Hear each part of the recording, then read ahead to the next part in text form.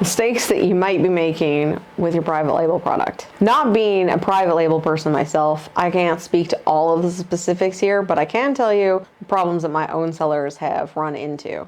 So it's not too uncommon for people to have watched a few YouTube videos talking about how easy it is to go on Alibaba or whatever and compare and contrast a bunch of suppliers and then pick one and then look, if it was that easy, would this guy be on YouTube trying to monetize? No, he would just buy stuff on Alibaba.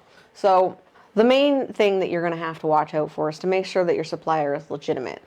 And there are tons and tons of just like gratuitous middlemen in there who are like find the real legit supplier and then they'll add their markup on top. And it's effectively the same as all the drop shippers out there basically. They just add another layer of price and service on top of it and effectively add nothing to the equation, but they'll just skim off a little margin from you and from the next guy and from the next guy.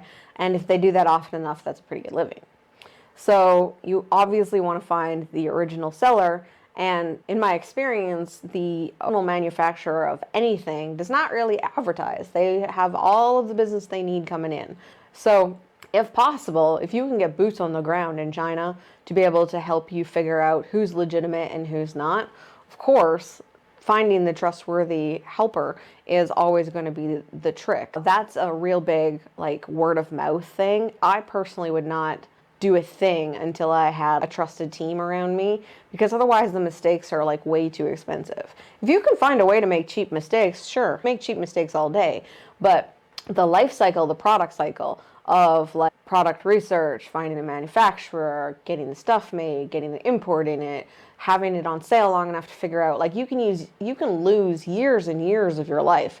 This is really someplace where I would hire someone to walk me through it, but I wouldn't hire just anybody. It would have to be like some seriously solid word of mouth.